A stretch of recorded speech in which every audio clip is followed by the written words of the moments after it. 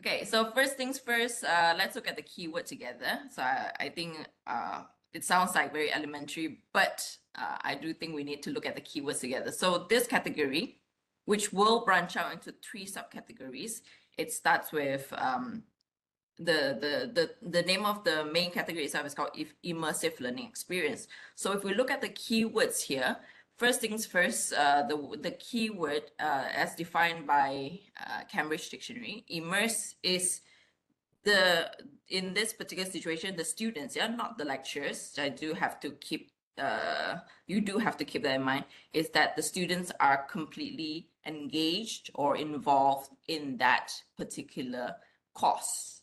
All right, so we'll use a course, not something. So the definition here is something, but actually you have to really tie it to a particular course. So in that course, your students, they have to be immersed in something, very much engaged. And then the word immersive itself as an adjective, yeah, means that they are completely involved. And sometimes this word, more often than not, is linked to virtual environment, is linked to simulation, which the lecturers, if you have that situation ongoing, you are practicing that with your students, it's definitely something that you should capitalize on, you should use for this particular competition. Now, if you don't have, like I said, immersive, very much linked, popularly linked to AR, simulation, virtual. If you're not using all those things, it's still fine. Yeah. So don't worry, as in thinking like, oh, I'm not doing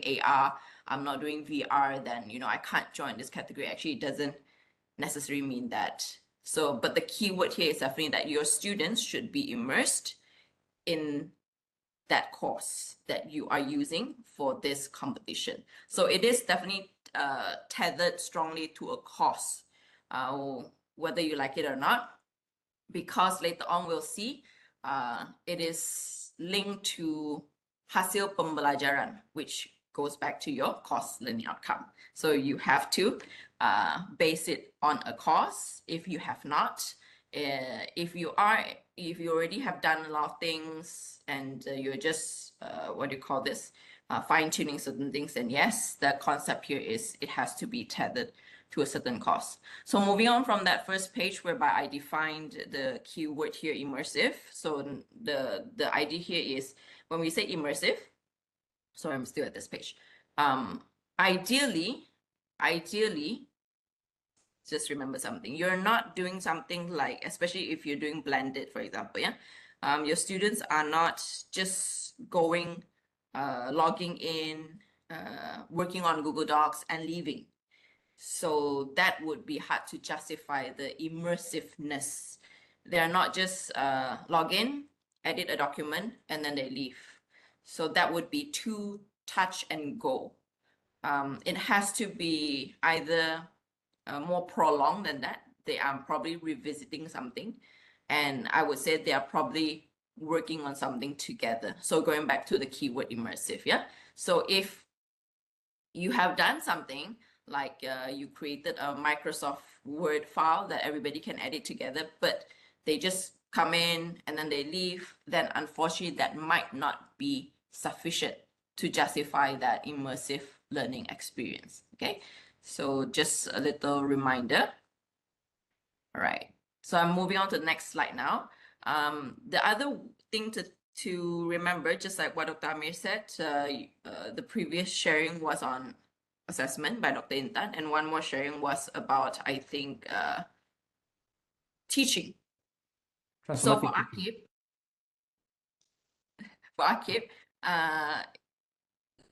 they already categorized, right?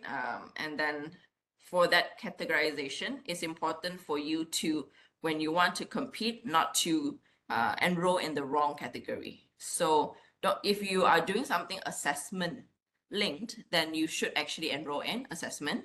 If you're doing something focused on your teaching, I think there's a category called transformative teaching, then definitely you should, and you're talking more about your teaching, then definitely you should enroll in transformative teaching category.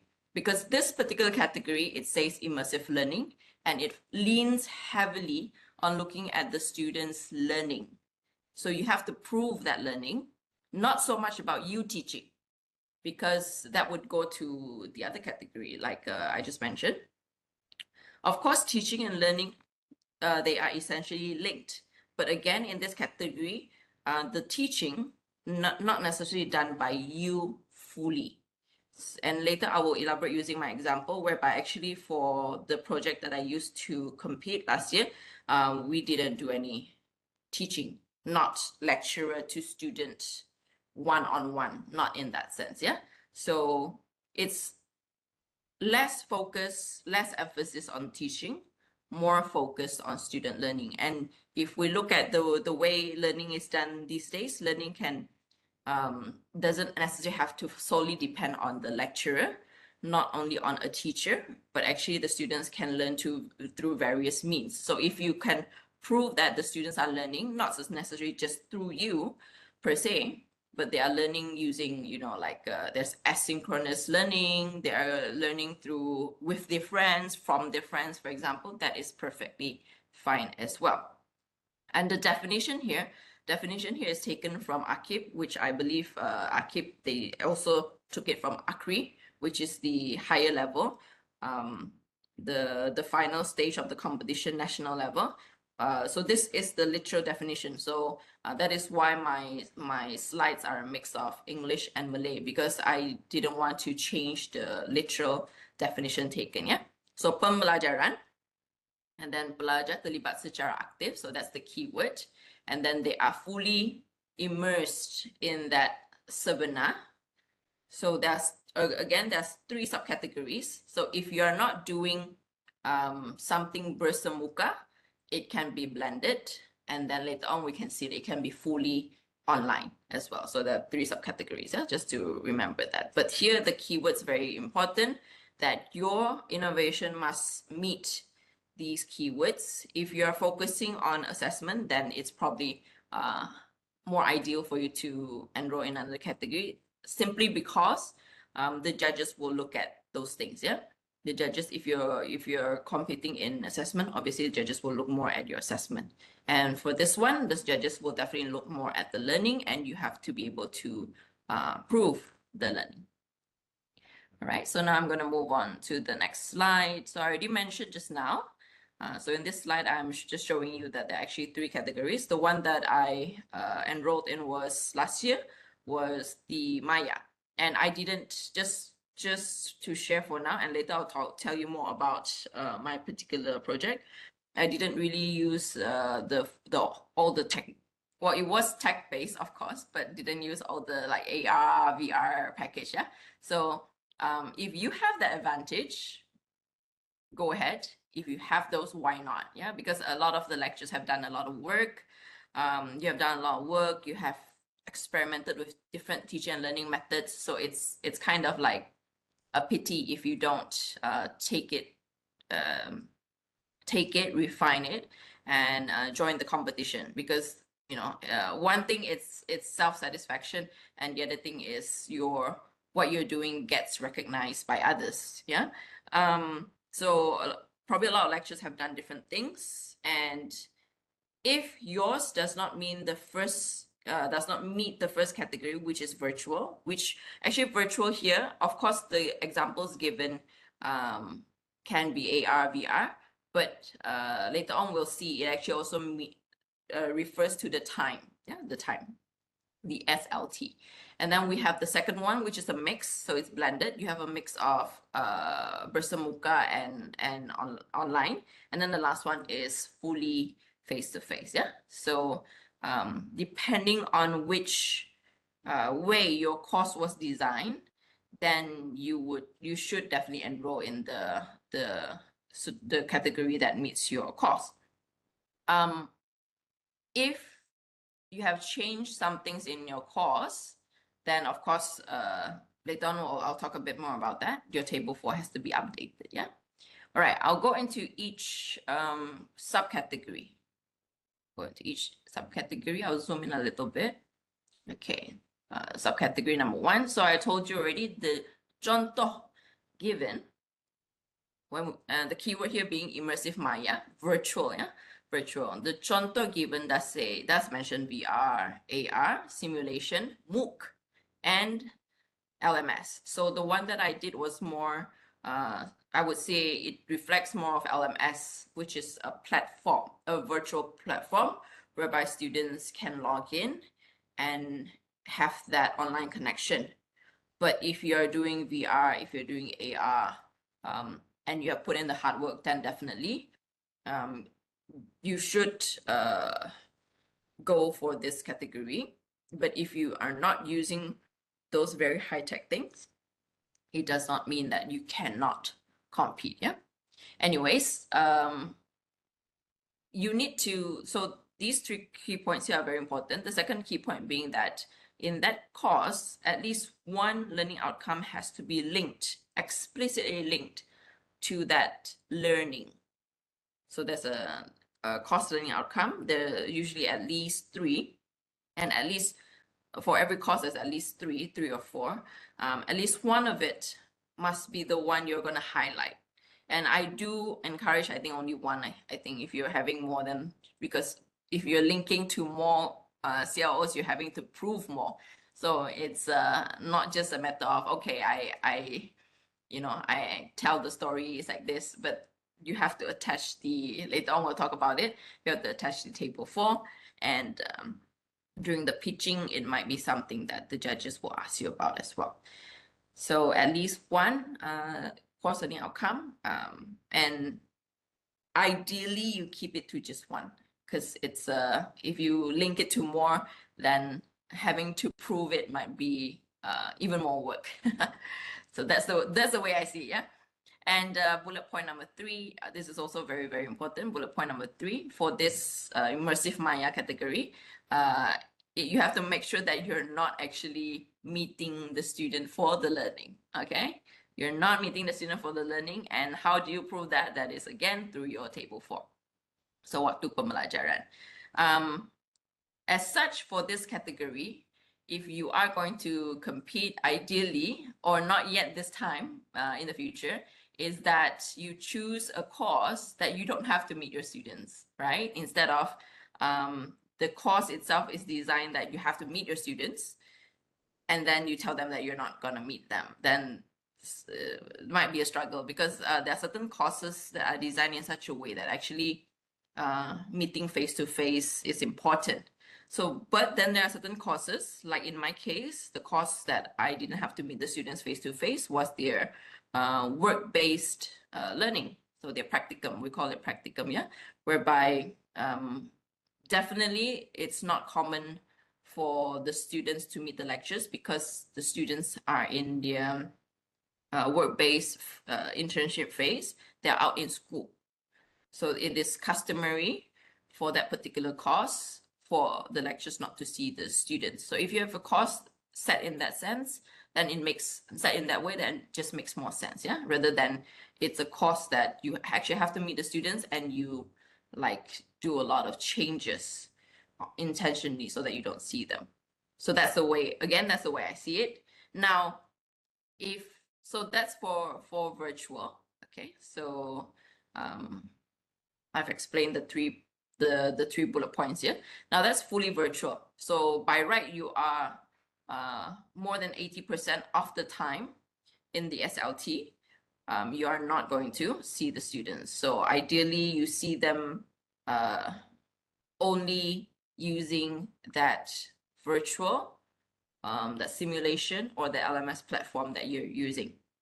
So it's just way easier to prove that. Now, if you're using a mix, then depending on how mixed it is, then you should probably ideally go for the next subcategory, the second subcategory, which is basically blended, right? So it's a mix of face-to-face and blended. Now, the contoh given is, they call it blended and flipping the classroom, flipped classroom.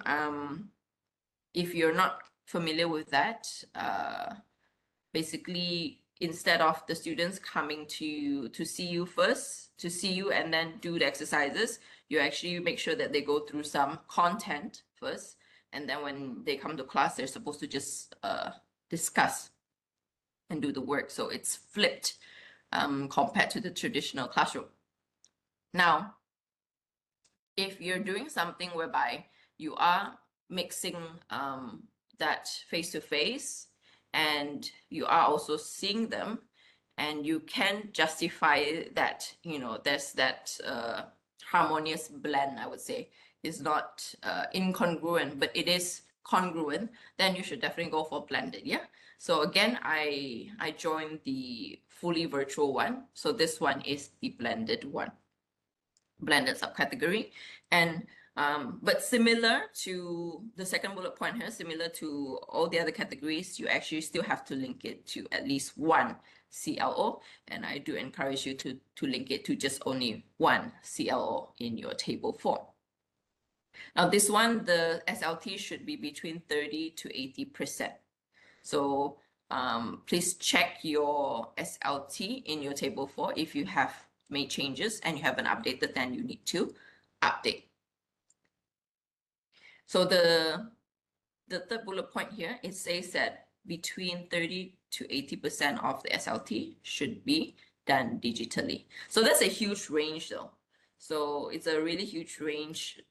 You can go in the middle, maybe half and half if you're interested. If this is how you have done your course and this is the category that you're interested to enroll in. Okay, so that's the second subcategory that's called blended. And the last subcategory is face-to-face, right? Fully immersed in a face-to-face environment. But don't forget, we're talking about the student learning. So the way they are learning should be not the traditional way. They don't have to do technology. Now, the given examples here, things like service learning, right? Community learning, challenge-based learning, work-based learning, and so on.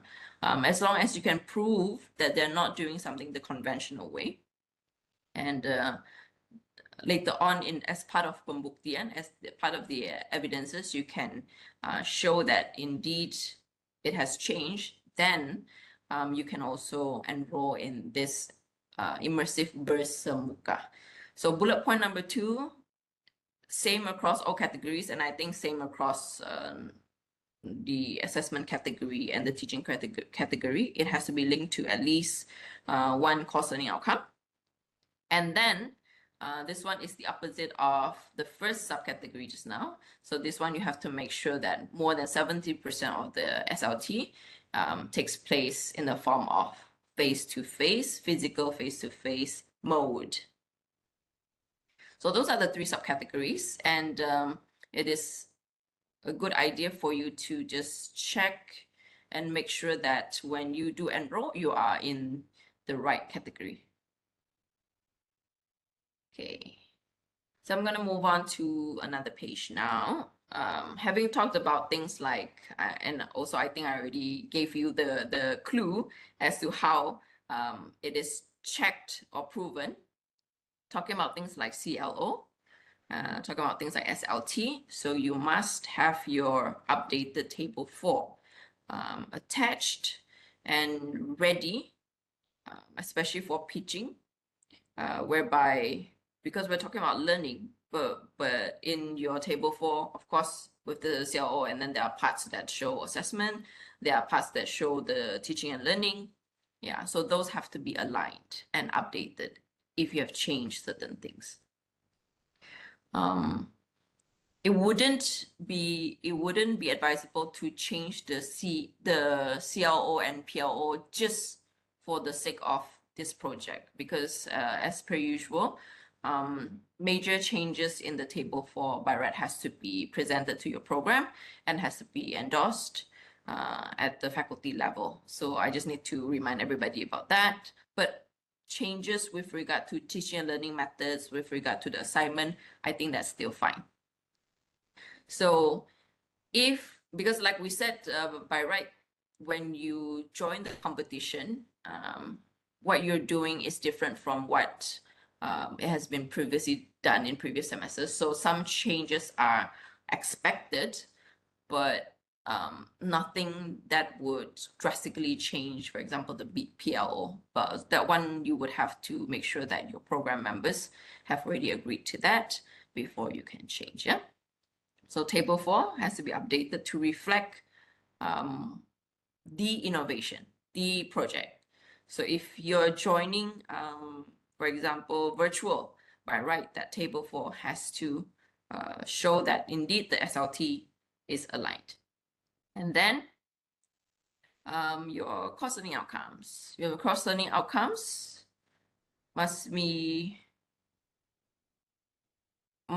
you must at least have one of the course learning outcomes. So like I said, typically there are 3 or 4. One of it must be aligned with what you're doing for this particular project. And I guess against if you say across all the faculties, the learning outcomes are very, very different, right? But let's say one of the course learning outcomes says students must be able to put up a digital presentation of their internship work. Let's say it's phrased something like that. Then the project that you're doing, that you're going to enroll in for this particular competition in this category must, of course, be aligned with that, if that is the one that you're linking it with, yeah? So you will need to highlight which CLO exactly. Okay, and the student learning time must be updated and aligned with the subcategory. All right. So moving on to the next slide here, the judging criteria. I think the first criterion is quite straightforward, and of course, as per usual, you do have to justify the rationale or the reason behind why you have decided to come up with your innovation. So I think that's pretty straightforward. So that's 10%. The weightage leans towards the other 3 criterion. The first one being how you have designed it. The second one being the proof of student engagement, and the third one being the impact on the students' learning. So the marking, the grading of your project will lean heavily onto these 3 aspects, and it is good to prepare in advance, especially point number 3 and 4, student engagement, and the proof that it has indeed affected their learning. Yeah. So I will go sort of in detail for point number 2, 3, 4, because like I said, point number 1, rationale behind the project is kind of straightforward, and depending on your own project, your own program, your course, you own the course, right? So you own the course, you should have some clear explanation behind why you have decided to do some transformation. So I'm not really going to go into the rationale part, but I will talk a little bit more about pendekatan, keterlibatan, and also the impact part. Okay, judging criteria. So when we talk about pendekatan, ideally your project is linked to some kind of learning theory, teaching and learning theory. Again, less emphasis on teaching, more emphasis on learning. There are a lot of learning theories out there. So depending on what you're doing, make sure that it's linked to your project appropriately. You can go for the more popular learning theories, the more common one. It's not an issue. I don't think it's an issue like, oh, okay, this theory is so common. It's nothing new about it. It's been around for so long, so I shouldn't use it. I should shy away from it. I don't think that's necessarily the key here. So it can be a common learning theory. If it's a very uncommon one, then you would have to make sure that it is easily understandable by the judge.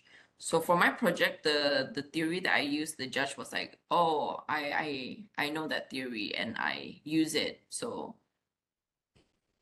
again, on my part personally, I don't think there's any issue with that theory being very popular or widely used. It should link because we're talking about student learning, so it should be some educational theory, right? linked to how students learn, can be something as simple as collaborative learning, right? So that is quite a common, if you're indeed using like collaborative learning. And then there are also like terms when it comes to learning related to, for example, scaffolding, which is also very common, widely used, very popular, which you can also apply if you are indeed applying that kind of theory in your project. And it must be explained. The explanation doesn't have to be, from my own experience, doesn't have to be something like a long essay. You can use graphic, you can use charts to explain it. It doesn't have to be a long essay. It should be concise. And your approach when you explain it, you should be able to emphasize what makes it different, what makes it innovative, and what makes it creative as compared to how it's previously done or how others have done it in the past. So as that goes to the second bullet point here, aspect kreatif, inovatif dalam projek yang menonjol berlainan. So you should be able to illustrate that clearly, what makes your project different. So that's the first thing under pendekatan. So don't forget, pendekatan takes up 30% of your marks. So you do have to be able to explain that quite a bit. So still under this particular criterion, pendekatan, there are also other things that I believe can give you more marks if you have it. I don't want to discourage you in the sense that, oh, if I don't have that, I definitely should not join the competition. I think these are bonus aspects. If you have them, you definitely should present them in your competition. You should highlight them. But if you don't have them, I don't think this is the definite, what do you call this? And you're definitely not gonna win. I don't believe that. Yeah, but I see them more as add-ons, nilai tambah, like it's additional points for your project. If you have them, definitely include them. So things like if you have filed for copyright, if you have filed for some patent, and any form of certificate that proves that this particular innovation is yours and truly yours, innovated by you, definitely go ahead and include that. If you have published anything related to this project, such as proceedings, journal articles, also include that. That will be bonus marks for you. And then last but not least, if you have shared your work in any, for example, you've been invited to talk at a seminar, you've been invited to do some demonstration at community level, please also go ahead and include perhaps maybe a certificate or some pictures. Those are as part of the pendekatan criterion. Those are things that will add bonus marks to your innovation. Please don't be discouraged if you don't have them yet.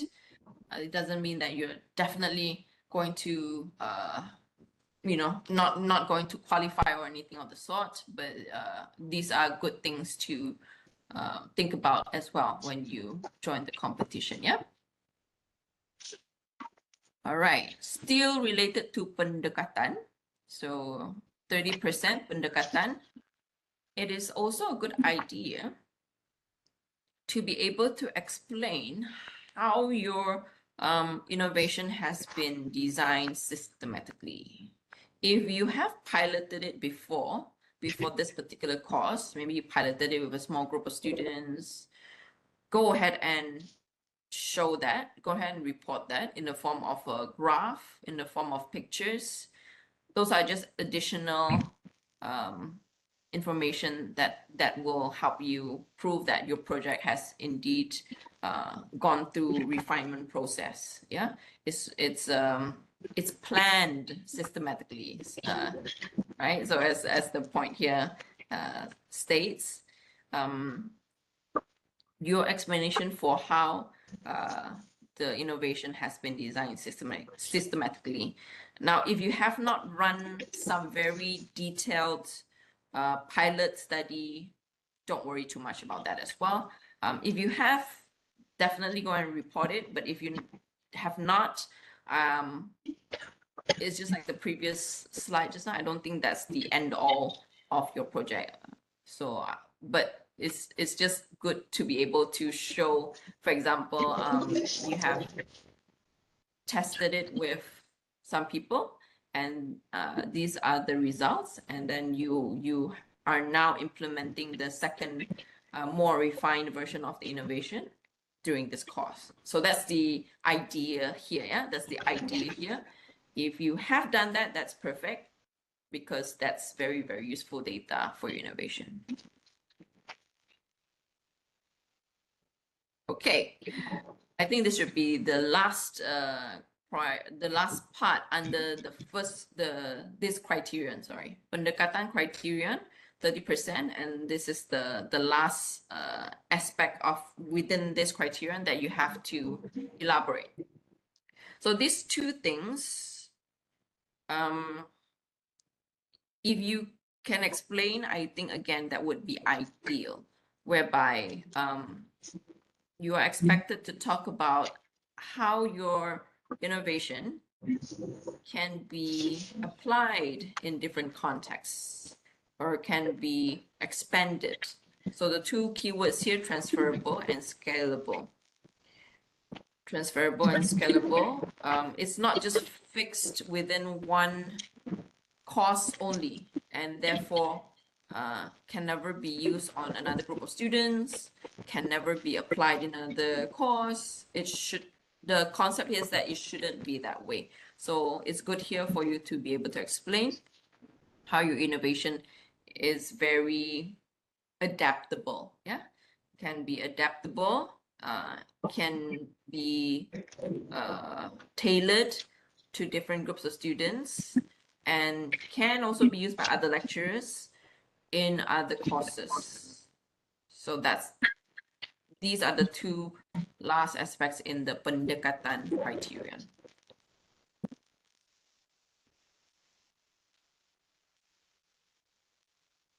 Okay, so now that we're done with pendekatan, the other judging criteria that is also worthy of 30% keterlibatan pelajar.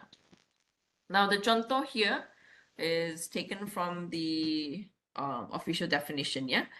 So they have already given some suggestions, but it doesn't mean that you cannot go beyond that. So they've given you some suggestions for what encompasses keterlibatan pelajar. The examples here, if you ask your students to write some form of reflection, if you ask your students to keep a logbook, a journal about, you know, when they took your course, their learning process. So depending on what instructions you gave them, and then they did some jotting down of their feelings, what they learned. So besides these kind of like written type of sort of reflections from your students, you can also interview them. You can also do a quick survey. You can also ask them to give you testimonials. So this does require you to reach out to your students. If you have not, if you have already asked your students to do some kind of, you know, maybe, you know, some lecturers are, when they try out something new, they are keen to find out if the students' progress. If you have that, the students' progress and how they felt about it, that would be perfect if you already have it. If you don't have it yet, definitely encourage you to go after your students now and get them to give you some kind of evidences. Yeah, you need that to prove keterlibatan pelajar. Otherwise, you cannot prove that they were immersed in the learning.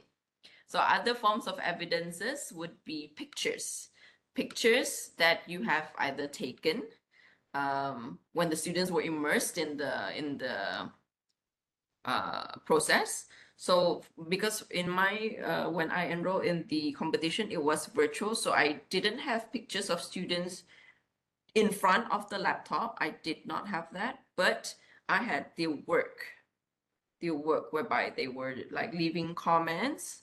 So that was a different type of proof, but it's also still a type of proof. Yeah. So I'm just telling you as well that the contoh here does not limit you. Doesn't mean that, okay, I can only give these type of examples. You can expand beyond that if it's whatever that is relevant to your innovation. So if your innovation, students did record their work in the form of a video, or you recorded the students when they were doing the project, then that also counts as evidences. And if you feel that you don't have sufficient evidence, then I do encourage you to perhaps pursue some of your students to get more evidences that prove their active engagement. And that, of course, the other thing being that they did achieve that course learning outcome. That, if you remember, you have to, in the first few slides we talked about, there must be one learning outcome that you select that relates to this innovation of yours. And then coming back to here now, keterlibatan pelajar, your students, you must be able to prove that your students have actively engaged and have, from the evidences given, achieve that particular learning outcome. Yeah. So always keep that learning outcome in mind, because you always will come back to that. So this one is 30%, a lot of marks. So I would encourage you to have, if you can, varied type of evidences, if you can. All right, and then we have the other judging, the last but not least, also takes up 30% of the marks, impact ke atas pembelajaran pelajar. Now this one would be any additional proof that you have with regard to the students, because we say learning, but unfortunately we have to be able to tie that to evidences. So just now, it can be process-based, like the students doing something, their testimonials, but this one, unfortunately, has to be linked more to outcome-based. So the examples given here, mentioned here, things like the students' results. Yeah, if you have, that would be ideal. That would be one of the most ideal way to prove that indeed active learning has occurred and the students have performed very, very well. So it doesn't have to be a test, yeah, because when we say assessment, it can be formative assessment. As long as you can capture the data, going back to your learning outcome, as long as you can capture the data and justify your way, it doesn't have to be a test. But if you did test them and you have the scores, then go ahead and go with that. If your students, additional, even better bonus, if your students, as a result of going through your course, they got some award, they won some award, they did something, they published something, that would be even better. I think, for example, especially the courses that related to entrepreneurship, if your students can say that, oh, after attending Dr. Who and Who's course, and as a result of his or her very transformative type of the course, the innovation, I managed to achieve this sales. It's very high, or I managed to do this, right? If your students can have some tangible, I think tangible evidence-based kind of outcome as a result of that course, that would be even better, yeah? For you to prove that indeed what you've done impacted their learning. You can also get the students to talk about their success stories, especially if they are final year students, it would be even more impactful. Yeah. For example, they can say, as a result of Dr. Who and Who's course, and we did this and this, now now I can do what? So that would lend even stronger credibility to your innovation, your students' reflection. So not to worry if you don't have a lot of evidences in this, I think there's still time for you to maybe just contact some of your students. Look at what you have. If you have results, of course you should use them. And then if you have managed to identify a few successful students as a result of what you've done with them, then go ahead and get them to talk about it. Yeah. The second bullet point here, which is also the keyword for this particular criterion, is the fact that actually in this criterion, you must be able to prove that the comparison are obviously going up. Obviously, as a result of what you've done, they are better. Results have improved. They have become more successful. And if you can also prove perubahan sikap, the three things here, perbandingan / peningkatan / perubahan sikap here, is not all you must prove, yeah, because depending on your course, you are probably targeting different things. So not to worry, I'm not putting them here with the slash as in and, perbandingan and peningkatan and perubahan sikap. So it's more of and / or. If you can prove that there's some peningkatan and or perubahan sikap, that would be great, because everything is about the students as a result of enrolling in your course and going through your innovation. They have changed. They are different. And you can prove that through results. The results can be also, if you've done your innovation across several cohorts, even more ideal. Because if you've done it across several cohorts and you can show that gradually increasing type of marks, and then you can combine that with student success story, that would be even better, yeah? So just giving you ideas as well, in case you're unsure how to prove the impact onto the students' learning. Okay. And then this is towards the end of my explaining to the contestants what are the things that you should emphasize on. Additional aspect being, as part of this competition, you need to prepare an ebook. So that is something a little bit to make sure that all the evidences and everything explanation is it's very. It shouldn't be, I think it should be packaged in a very concise way. It should be packaged in a concise way so that when the judges go through it, when audiences go through it, it's just easy to follow, yeah? Concise, not lengthy words, use pictures, graphics whenever possible. So you are expected to create an ebook or a portfolio. I think that's already written in the terms and conditions of the competition. And you do have to be ready for pitching if you are contacted to, if you are contacted to go for the finals. And for pitching, you need to be ready to one, present, and the other one is the judges will ask some questions and you have to answer the questions. Yeah. So that's the pitching session. Right. Now I will talk about, so after that very lengthy explanation about the things that I think you should emphasize on, I will talk about my own project that I used last year. So it's called PROfolio. It's called PROfolio. And let me go straight to, this is an ebook that I created. So it's a bit extensive, but it doesn't mean that yours needs to be as extensive. Yeah, it's just something that I added on later, much later. So don't worry about it. Looking like, whoa, there are so many pages. It's just I added on myself. But it should give you a pretty good overview. Okay, so I just want to talk a little bit about my project at this point. ePortfolio, so it stands for Professional ePortfolio.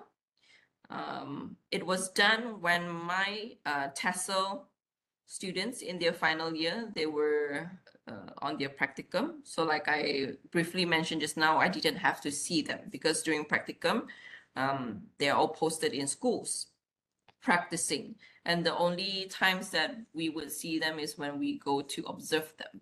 But when we observe them, it's more of like a combined supervision plus assessment session. Because when we go for observation, they are teaching in class and we would give them marks for how they teach in the classroom. And we would then give them some advice. We would supervise them. So the course itself is not necessary for the lecturers to have any teaching done with the students, but they are learning. Yeah, they are learning. And ePortfolio, I've done ePortfolio in previous versions that are not similar to this, because this one is specifically tailored to professional development. So meaning to say, it catered to pre-service teachers in the context that they were in school practicing. So this particular ePortfolio, the pre-service teachers had to upload their lesson plans, and then they had to upload their materials related to those lesson plans. And there was also a peer review process. The lecturers also gave comments. And on top of that, the e-portfolios that the students created during the practicum, it was transparent in the sense that all the other, their course mates could access. So that was my justification for enrolling in the first subcategory, which is, yeah, I didn't have to see the students. They were in school the whole time, but when they were in school teaching using the PROfolio, it allowed them to converge on this LMS platform. So they converged on that platform. They posted their lessons. They reviewed other people's lessons, and the supervisors all came in. And so that was the interaction. So that was the justification for the immersive part, yeah. So that's my brief explanation for my project. And because my project, I funded it through a research grant, so it was hosted on a paid LMS known as Brightspace. Now, don't worry, it doesn't mean that, the project I'm doing is free. I didn't pay anybody to do anything. It's just coincidentally, the innovation was part of a research project, and I had the extra resources to pay a third party to set up the LMS the way I wanted it to be. But actually, ePortfolio itself, you can host it through so many free sites. You can use Google Sites, you can use Microsoft Sway. It's just that, of course, if you're using those free sites, it's already designed the way it is, and there's not much requests from the researcher for it to look a certain way. So in my part, when I paid the third party to provide this LMS space, my students were given login access, so that just made login access safer. They all had their own login access, and I wanted the interface to sort of be like Facebook. That was how I envisioned it, to be like Facebook, meaning to say you could scroll up and down and you could see other people's activity. Yeah, other people's activity. So that made it like a community. So that was how I envisioned it. And by going to a third party, coincidentally, I had a research grant for that. Then that allowed it to be done more easily. But it doesn't mean like if you're not paying somebody to do the project, it still can win. Yeah, it's still perfectly valid. But I just want to explain, because maybe some of you are like, oh, Brightspace, what is Brightspace? So actually, this was hosted through a company, a third party. Yeah? It just allowed the interface to look a certain way, the way that I wanted it, and all the users had login access. So that just made it safer rather than it's like, oh, anybody can come across the project. Okay, so the project synopsis, which I already briefly explained, so I won't. And the course itself was linked to our practicum course. So the teaching practice course, hence why I have the course code here. Yeah, the course code here. Not going to, okay, then the table 4 attached in my ebook. For your presentation, you can just be ready with the table 4. Okay, the constructive alignment. So I think most lectures are familiar with this, the constructive alignment between the 3 things: your course learning outcome, your the course learning outcome that you're emphasizing on, because you don't have to pick all 3, you can just pick one.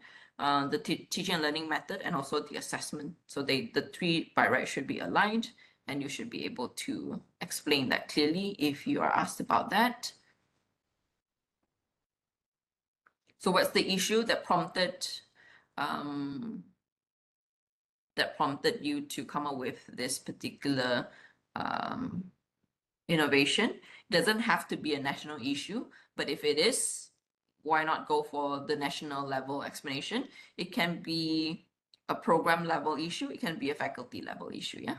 So you can also include that in your ebook. I think the AKIPP ebook doesn't ask for too much though. I think the AKIPP ebook asks for the evidences more than all these other things, yeah? But bear in mind, I added on things myself later on, which might be useful for you guys to take a look at later. Okay, I'm just scrolling to find, okay, I'm scrolling to find my theory. All right, so the 2 theories, the framework that frames the study. The bigger one is the community of practice approach, whereby this one is quite popular, quite widely known, whereby people who share a common practice, they come together and they learn from each other.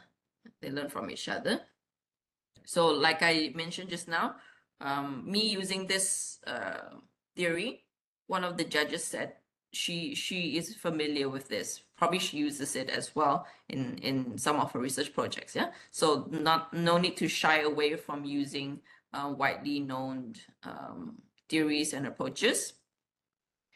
So this one is aligned with the fact that my pre-service teachers, my undergraduates, when they go to practice in school, they are still ultimately a community. So I just found a way for them to converge in the LMS.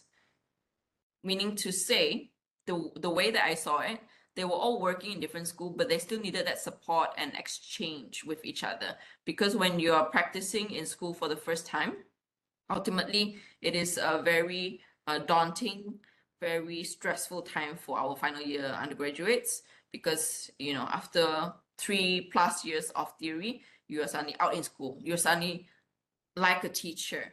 You're suddenly having students. So very daunting. And they still needed that support. They still needed, the way I saw it is they still needed to come together to look at each other's lessons and to know that there's a platform community that they can fall back on. So this was a virtual community. Yeah? So the theory of community of practice.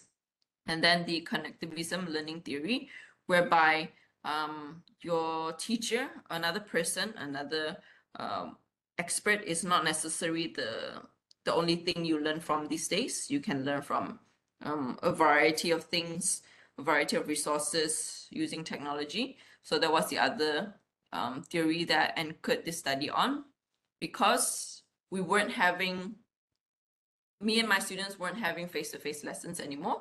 So they could look at videos of other teachers.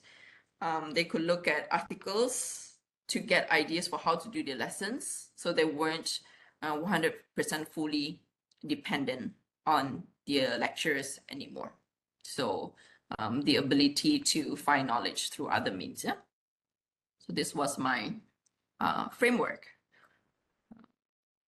And this is just another, after this theoretical, this is more theory, I broke it down into the steps, whereby as part of the theories that I just explained, the students have to, when they're using the PROfolio, in that process, they first uploaded lesson plans and materials. The purpose being that they're sharing resources. That's one, and it will be criticized by their peers and their lecturers. So the criticism here is, of course, ultimately for constructive feedback. Yeah, I already prepared for them a rating scale. So they're not peer reviewing blindly. It's not they go on and they will type random things like great, awesome, because that's not what we want. But without guidance, that's what students tend to do. So I already prepared itemized things for them to review. For example, when student A looks at student B's lesson plan and materials, item 1 would say, rate the lesson's contents. Is it suitable for the students? Rate it from 1 star to 5 stars. So it's already guided step. They have to go through the items to rate. Of course, a lot of students would give very nice remarks. They would give 4, 5 stars sometimes. But ultimately, it's the process of you're looking at your friends' lesson plans and you're processing, you're learning from it. At the same time, it makes you aware of your own, because you're also having to upload your own lesson plan, and that makes them more conscious. I have to upload my lesson plan. What if my friends see this? What if my lecturers see this? So with that, they tend to do an extra splurge of hard work a little bit, some of them. So this was focused on learning. So there were no marks. It's not an assessment, yeah? So it was actually an add-on task. So after they did the peer review, the lecturers also could review the students that they supervised, though. And of course, as part of that uploading process, we encourage the students to use digital resources, because the e-portfolio itself is digital. So you're not restricted to paper, which traditionally we always restrict things to paper because it's a paper portfolio. So we encourage students to put digital resources. And I think the process did make them push them a bit harder, because our pre-service teachers had a tendency to revert back to using textbooks when they go to school. So it's sort of like a bad habit, because once they go to school, they see that the other teachers are doing that. The other teachers are depending heavily on the textbook. So our pre-service fresh teachers would also slowly fall back into that habit. Whereas actually we don't encourage them to be 100% dependent on textbooks. So with this PROfolio, they have that additional boost. You should use digital resources. You have now the LMS for you to use digital resources. Go ahead and use that. So they do have that extra reminder to use digital resources. Yeah. Okay, so this is a snapshot. I have a video, but I don't think we need to play a video. This is a snapshot picture of how it looks. If you see, like I told you, I wanted it to look like Facebook interface.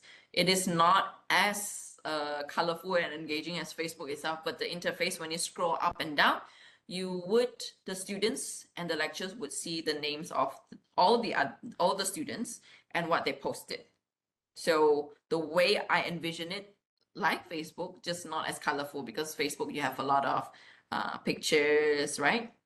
But this one, For example, when I post my PROfolio, then it would show up as in the newsfeed. So all I need to do, if, for example, if as another student, I'm interested to see Chong's work, because I think, oh, Chong is a good student. She's always done very good lessons. So I want to see how Chong does her lesson. So all I need to do as student A is to click on Chong's name, and it would bring me to her PROfolio. So it would show me her lessons and her materials that she used for her teaching. And then I could leave comments if I want to. But there was already a system on my part, whereby I already listed out who should review whose PROfolio. But that community-like platform allows, for example, student A to just keep looking at other people's lessons, especially if they needed support. So again, going back to community of practice support, I'm out of ideas. I think I have half an idea about how to do my lesson, but now I want to look at how my other friends do it, so they could learn from the other friends, and then they can also become the exemplary page to go for. For example, I'm an exemplary student, so my lessons have always been perfect. Then other people will come to my PROfolio to take a look.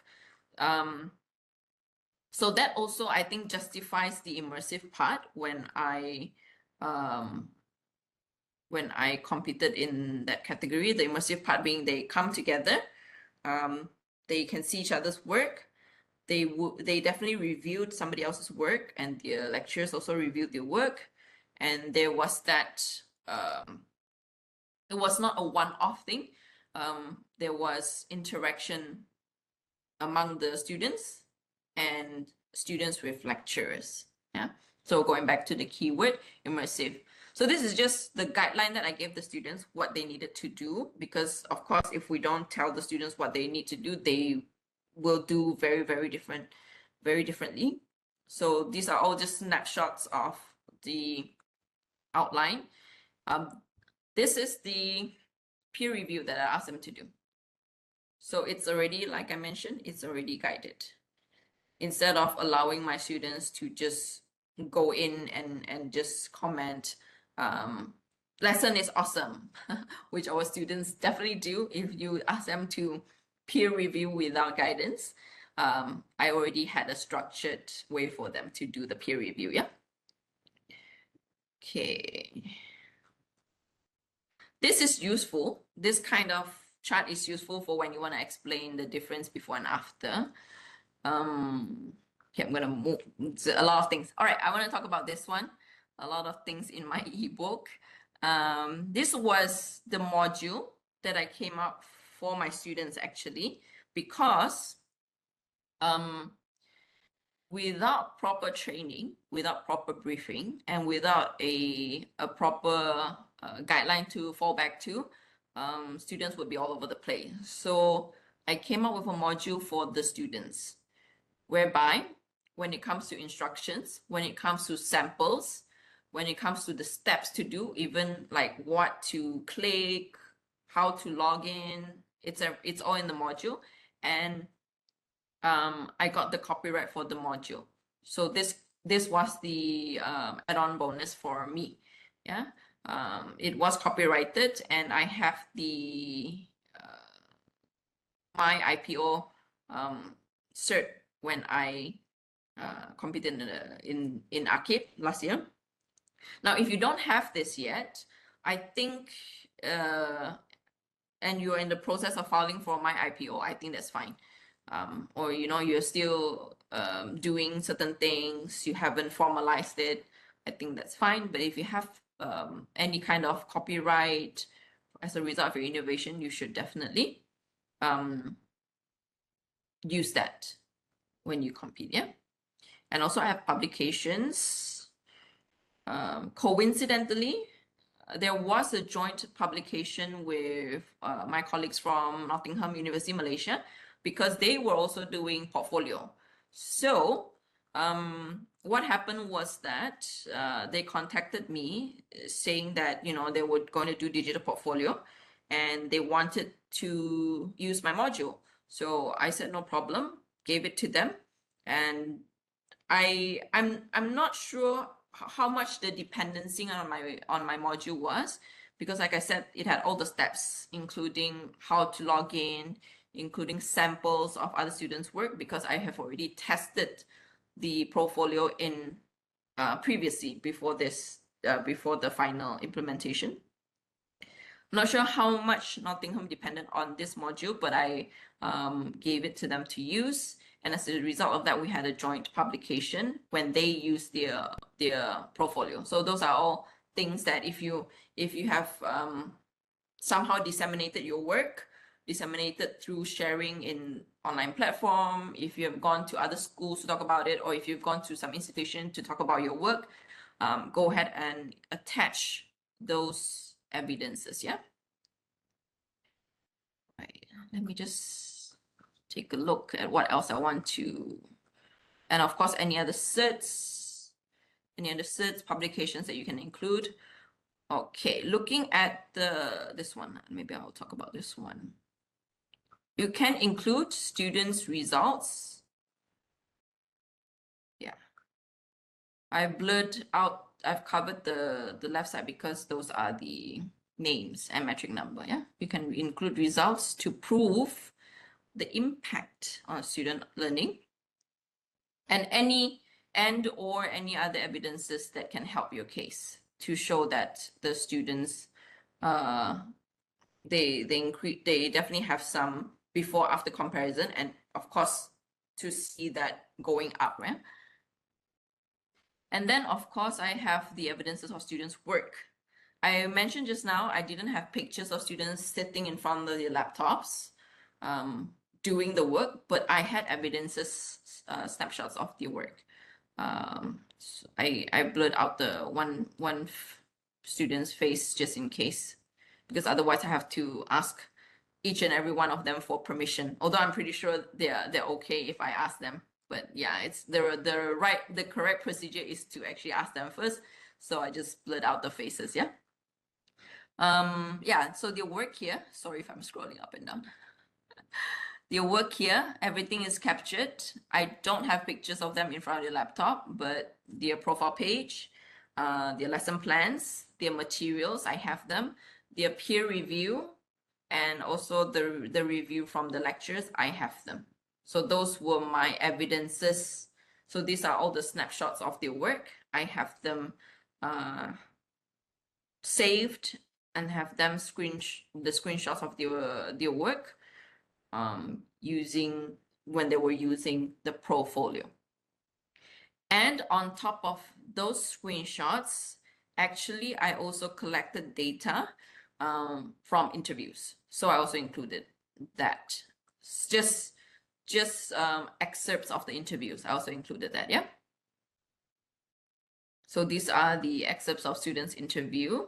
The interviewees were not named. The interviews were not named. But I just gave them quotes, but with the quotation marks, those were what they said. So I use thematic analysis.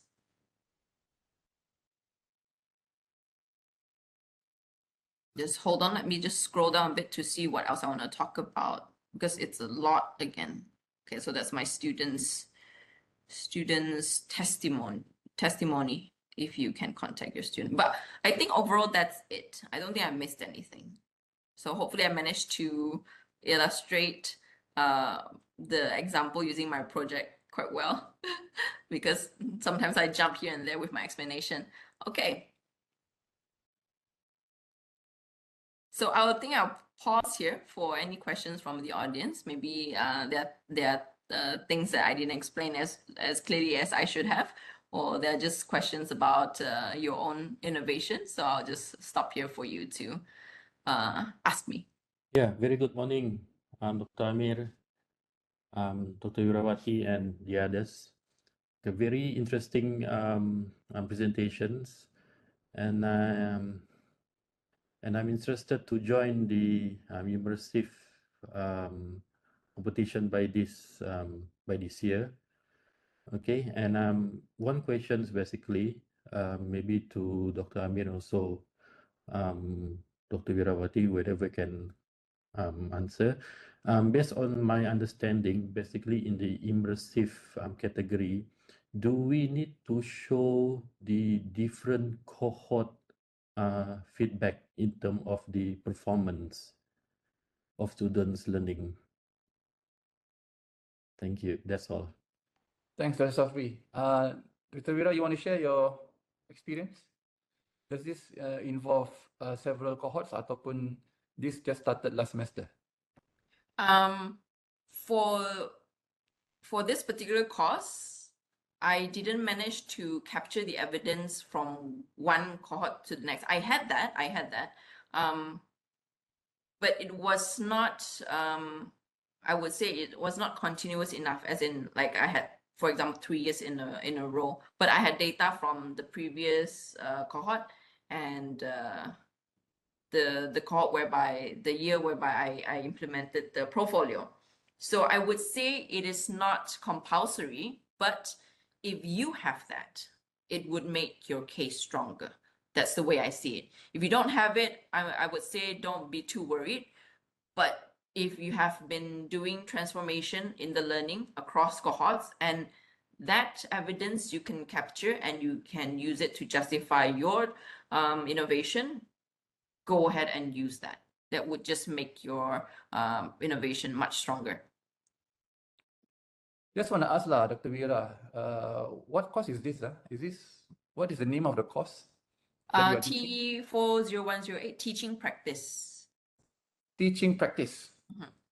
And your students are TESOL students lah? TESOL students in their final year, whereby they had to do practicum. So they had to go out to different schools, posted for about 14 to 16 weeks, I think. Yeah. Whereby they are final year students? Yes, for this particular project, they were final year students. I see. So the name of the course is teaching practices. And what is the CLO? I mean, speaking of the constructive alignment, so what is the CLO? And then what was your assessment? So let me show it again. Yeah, maybe just I didn't like pause long enough. We can go back to it now. Okay, let me share my screen.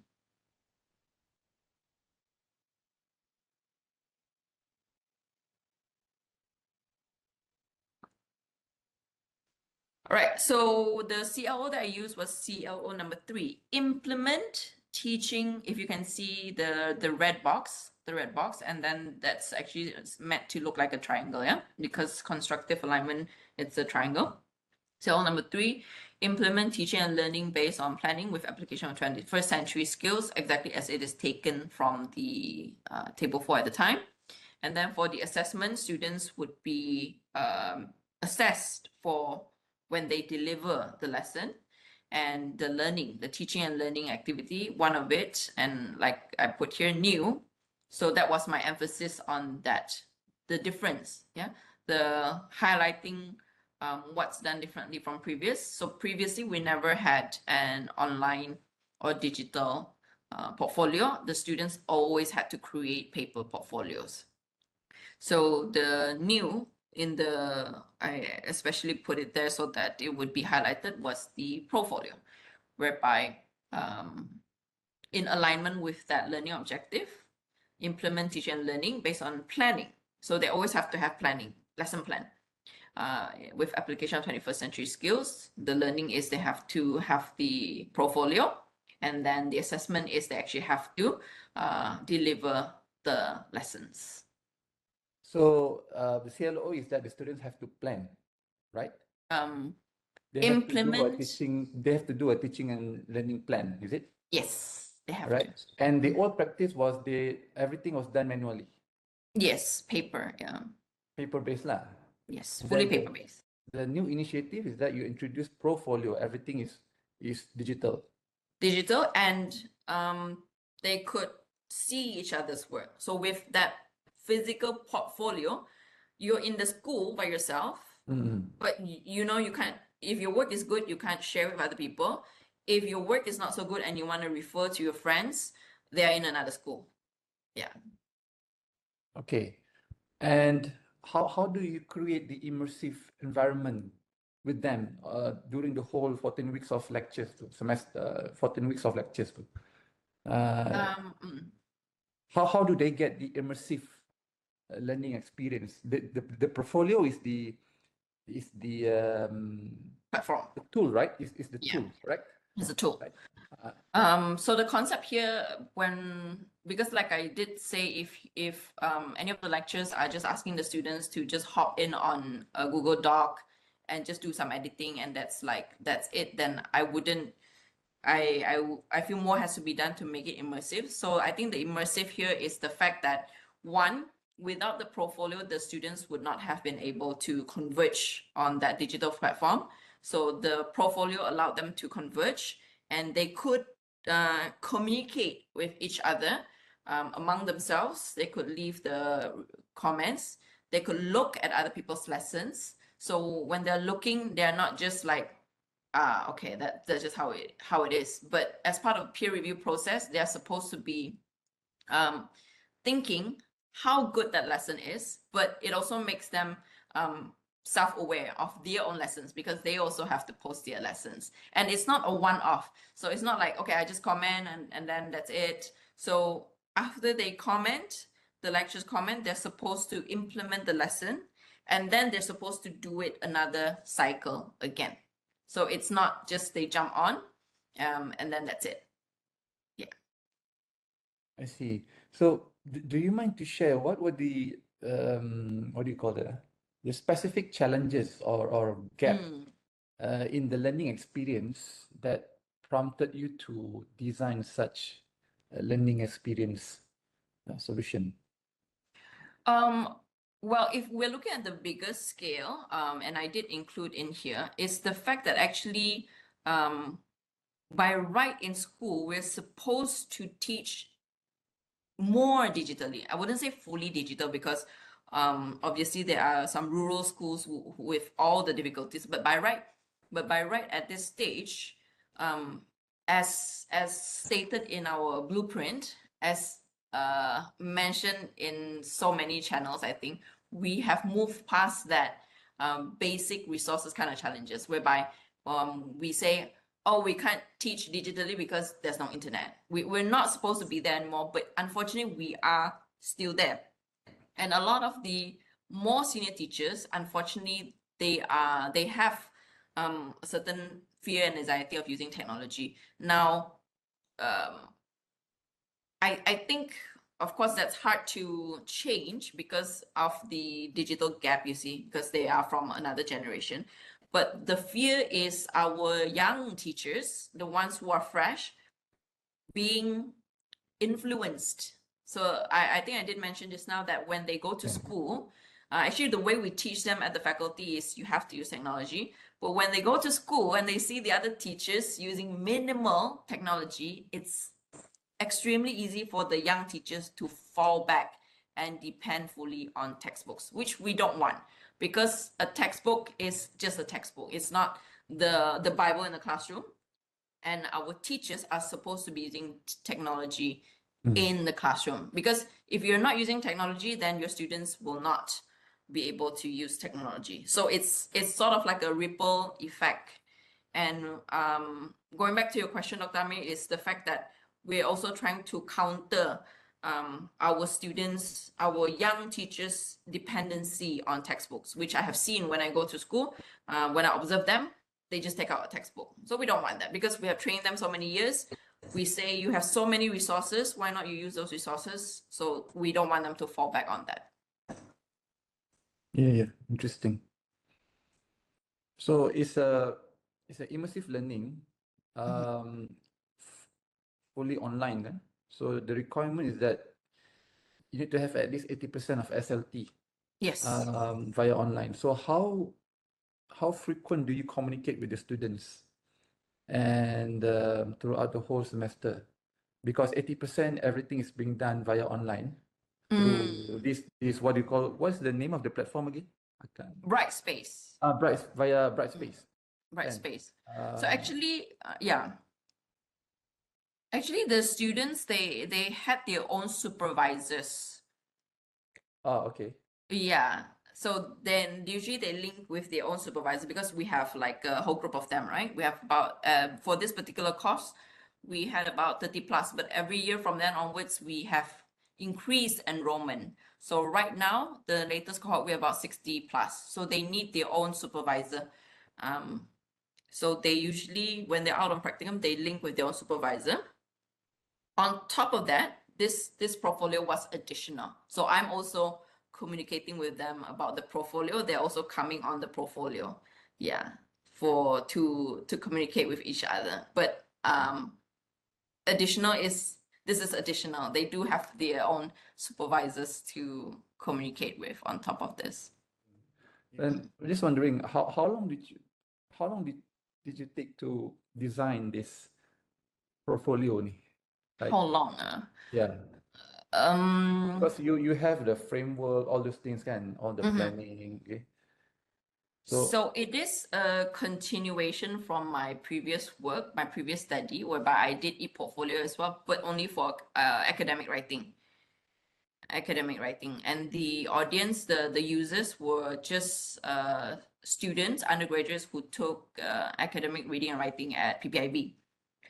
So it was still e-portfolio, but the way it was used was different. So from there, because I had experience using e-portfolio, it was easy to do some modifications, make it suitable for another group of students who were actually doing their practicum, because the evidences they would upload would be different and the way they use e-portfolio would be different. So if we look into the fact that I was doing e-portfolio for academic writing before PROfolio, it's many, many years of just doing using e-portfolio.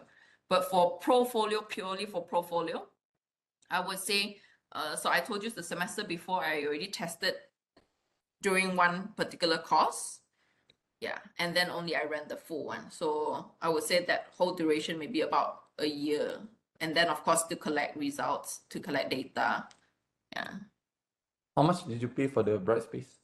Okay, Brightspace, it was user-based. I think I paid about 5,000 to 6,000. Yeah. If I recall correctly. Yeah. So obviously you have to renew it's a yearly subscription, is it?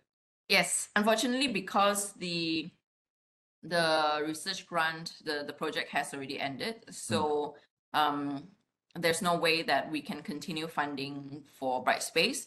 Alternative is actually to use our own UMS, ITEL, which we can actually, if they allow us to park the e-portfolio under ITEL. Should be okay. There are always workarounds. We have our own platform. Otherwise, we have to pay quite a lot, 5 to 6K. Correct. That could be one of the problems that might hinder the lecturers to, do such initiatives, especially involve a lot of high financial commitments, can.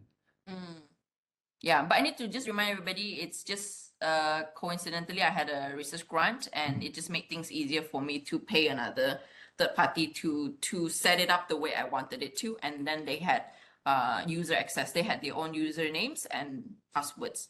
But it doesn't mean any of the lecturers here must pay third party to compete in AKIPP. Yeah, everybody has their innovations that are worthy of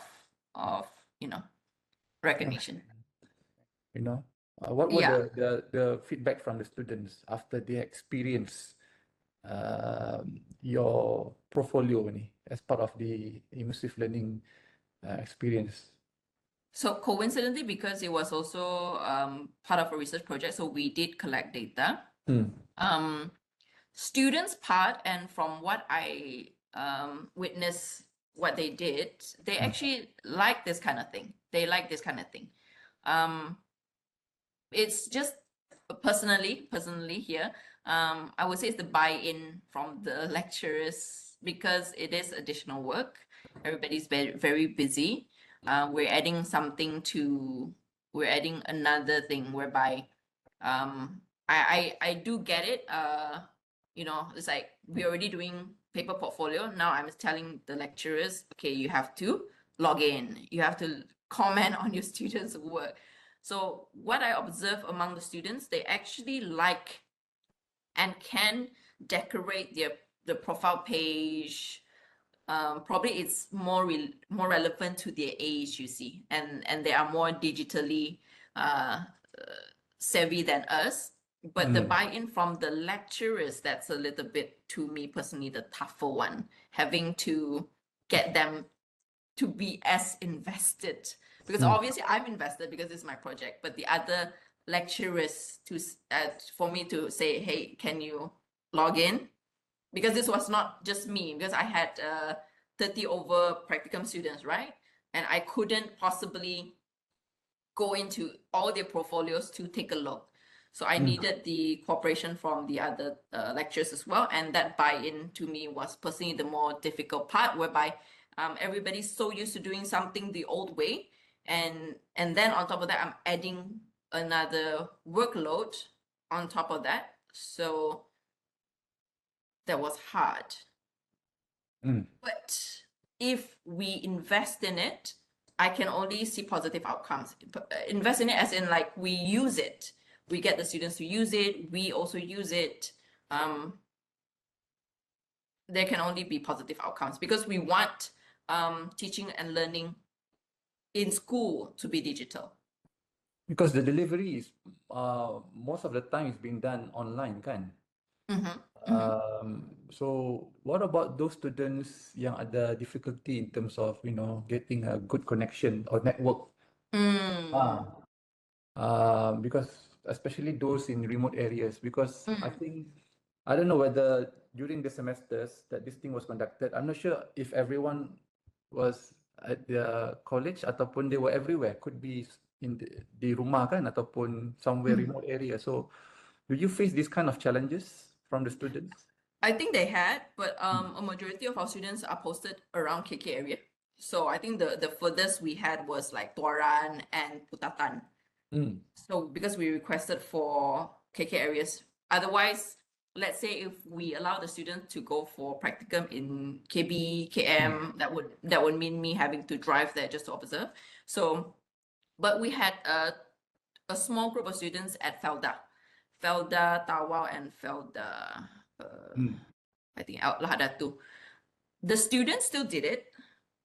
The only thing she mentioned, so this particular student, she's one of our very successful students. The only thing that she was quite sad about, she said something like she was very excited to see her friends being able to do the lessons, whereas because she was at Felda, the classroom environment itself was not conducive enough for her to do all these things, you see. So she was sad about that part. But now this student, she's doing her master's in IT in I think she got accepted at Harvard. Oh, so really? yeah. So that was what her personal reflection was, saying that she missed out, but she could see them having that because she missed out because she was at Felda and the classroom just doesn't have that. Yeah. So technology the resources can be an issue, but I feel that she didn't take it too negatively. Yeah. Oh, that's good for her. She got accepted to Harvard, eh? Yeah, if I recall, I think she got accepted at Harvard, but that's her interest as well. She was truly an excellent undergraduate student. She applied to many places. What is the way forward for this project? What's your next plan? Hold on. I did check the message that she sent. So yeah, she did get the offer from she applied to a few universities. She got the offer from Harvard, and she decided to go for Harvard. So that particular student that we talked about, yeah. So yes, actually, Dr. Amir, I have to agree, and I need to tell everybody that my project wasn't full of rainbows as well. There were a small number of students who needed to be dipujuk juga. So it was on my part a lot of effort to send out reminders. So I would say go back to the buy-in, because whenever we introduce something new,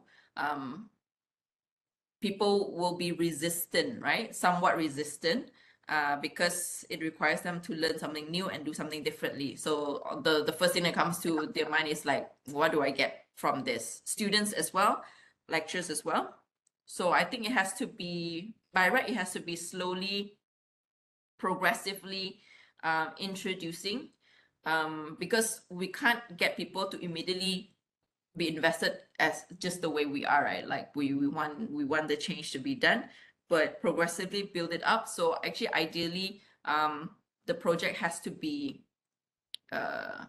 slowly incorporated as a compulsory part of the teaching practice. Not immediately, because it would have been a shocker for everybody, and it was actually, when I did it, not compulsory, but having to remind the colleagues and the students to do the project. So moving forward it's very hard though, is to ensure that this becomes something more normalized, I think. Yeah, which, changing people's way of thinking is just really not the easiest, but can be done. Yeah.